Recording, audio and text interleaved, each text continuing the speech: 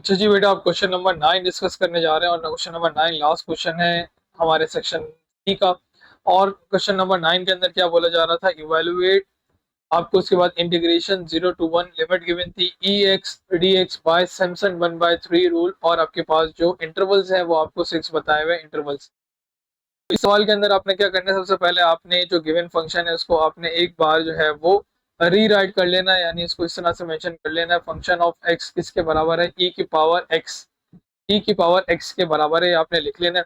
उसके बाद आपको जो लिमिट गिवन है उसको आपने, जो लोअर लिमिट है उसको आपने लिख लिया ए, और जो अपर लिमिट है उसको लिख लिया बी, और उसकी वैल्यू लिख दी आपने 1। ठीक है, यानी ए बराबर हो गया 0 के और बी बराबर हो गया 1 के।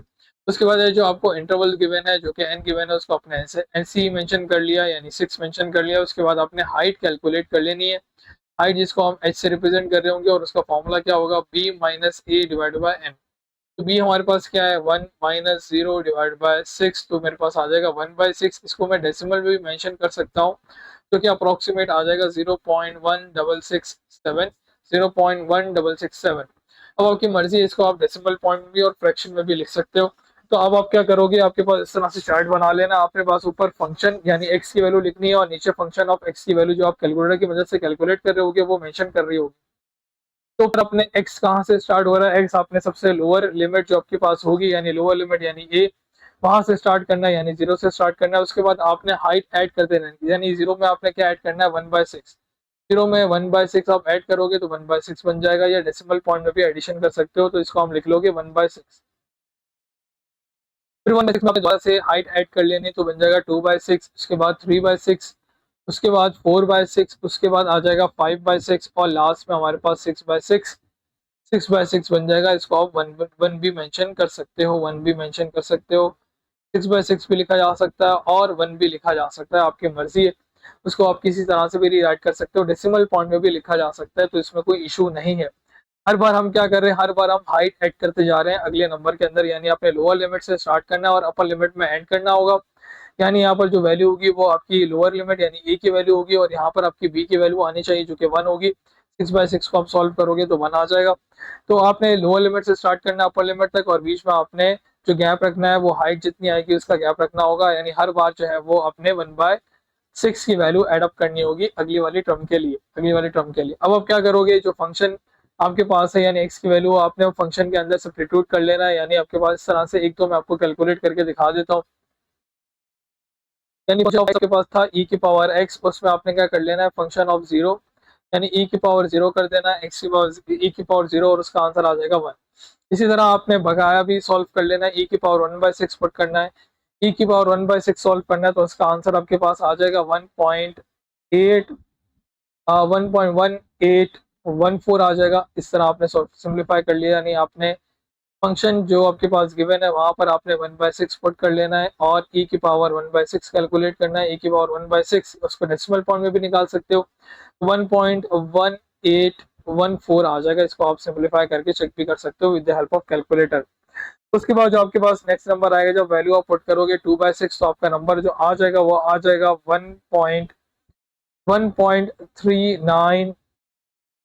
इसके बाद नेक्स्ट नंबर भी आप इस तरह से कैलकुलेट कर लोगे, यानी फंक्शन की जगह पर यानी e की पावर x की जगह पर 3/6, x की जगह 3/6 पुट करोगे या 1/2 पुट करोगे, तो आपका आंसर क्या आ जाएगा, आंसर आ जाएगा 1.6487। इसी तरह नेक्स्ट नंबर भी आप कैलकुलेट करोगे तो 1.9477 आ जाएगा। इसी तरह आप नेक्स्ट नंबर भी कैलकुलेट करोगे तो आपके पास आंसर आ जाएगा 3010। उसके बाद जो नेक्स्ट नंबर आएगा वो आएगा 2.7183। इस तरह आपने ये कैलकुलेशन परफॉर्म कर ली, इस तरह आपने कैलकुलेशन परफॉर्म कर ली। अब आपको क्या करना था, अब आपने क्या करना है, आपने सिम्पसन 1/3 रूल की मदद से आपने इंटीग्रेशन फाइंड आउट करनी है।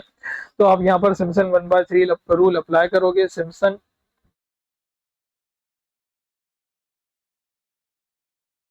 1/3 रूल अप्लाई करोगे, 1/3 यानी 1/3 रूल अप्लाई करोगे, और वो रूल क्या कहता है, s is equals to h/3। h/3 आपके पास जो फंक्शंस की वैल्यू है इसको हम नॉर्मली y0, इसे हम y1, इसे y2, इसे y3, इसे y4, इसे y5 और इसे y6 कह रहे होते हैं। तो आपने क्या करना होगा, पहले y0 यानी y0 और y6 को ऐड कर लेना है। इनिशियली आपने इन दोनों को ऐड करना है। उसके बाद आपने क्या करना है, 4 को मल्टीप्लाई करना है। 4 को मल्टीप्लाई करना है ऑड नंबर वालों के साथ, यानी ऑड नंबर आपके पास क्या है, y1 है, इस तरह y3 है, इस तरह आपके पास y5 मौजूद है, तो उनको आपने ऐड कर लेना है। और 2 को मल्टीप्लाई कर लेना है इवन नंबर के साथ, यानी इवन नंबर आपके पास क्या है, y2 है, y4 है। y6 ऐड नहीं करना क्योंकि वो ऑलरेडी आपने इनिशियली ऐड किया हुआ। तो ये आपका सिम्पसन 1/3 का रूल का मेथड होता है। इस तरह आप इसको सिंप्लीफाई कर सकते हो। अब आपने सिंपल क्या करना है, वैल्यूज प्लग इन करनी है और आपका आंसर आ जाएगा। तो h की वैल्यू हमारे पास क्या थी, 0.1667 डिवाइड बाई 3। उसके बाद मेरे पास y0 की वैल्यू क्या है, y0 की वैल्यू 1 है। y6 की वैल्यू मेरे पास कितनी है, 2.7183। इनको मैंने ऐड कर लेना है, प्लस 4। y1 की वैल्यू मेरे पास कितनी है, y1 की वैल्यू है मेरे पास 1.1814। y3 की वैल्यू मेरे पास कितनी है, y3 की वैल्यू है 1.6487। फिर y5 की वैल्यू मेरे पास कितनी है, 2.3010। ये मैंने आप क्लोज कर लिया। उसके बाद 2 को मैं मल्टीप्लाई कर लूंगा y2 और y4 के साथ, और y2 मेरे पास कितना है, 1.3956। उसमें मैंने ऐड कर दिया y4, और y4 मेरे पास कितना है, 1.9477। और सिंप्लीफिकेशन आप ब्रैकेट को सॉल्व कर लोगे पहले और सिंप्लीफाई कर लोगे, तो आपके पास जो नंबर्स आ जाएंगे इसको हम रीराइट करके 1.667 डिवाइड बाई 3, इनको तो आप ऐड करोगे तो 3.7183 आ जाएगा। ये तो आसान है, 3.7183 आ गया। इनको आप प्लस करने के बाद मल्टीप्लाई करवाओगे 4 के साथ, तो आपका आंसर आ जाएगा 20.5244। और इनको आप ऐड करके 2 से मल्टीप्लाई करवाओगे तो आपका आंसर आएगा 6.6866। और फिर आप इन तीनों को ऐड अप कर लोगे, और ऐड करने के बाद आप मल्टीप्लाई कर लोगे 0.1667 डिवाइड बाई 3। तो इतना हम पहले लिख लेते हैं, 1.667 डिवाइड बाई 3। और इनका जो हम एडिशन करने के बाद जो आंसर आएगा वो कितना आ जाएगा, 30.9293। और जब आप इसकी फर्दर सिंप्लीफिकेशन करोगे तो आपका जो सिम्पसन 1/3 से इंटीग्रेशन आ जाएगी। और इंटीग्रेशन आप किसकी निकाल रहे हो, इंटीग्रेशन आप निकाल रहे हो 0 to 1 e की पावर x। और उसका जो फाइनल आंसर आ जाएगा, अप्रोक्सीमेट जो फाइनल आंसर आएगा वो आ जाएगा 1.7183 स्क्वायर यूनिट। तो इस तरह हमने जो है सारे सेक्शन सी के क्वेश्चन सॉल्व कर लिए। अगर आपको कोई भी प्रॉब्लम है तो आप कमेंट बॉक्स में कमेंट कर सकते हैं, और अगर आपको वीडियो अच्छी लगे तो आप कमेंट कर दीजिए। और अगर वीडियो अच्छी लगी तो आप कमेंट करें और दोस्तों के साथ भी शेयर करें।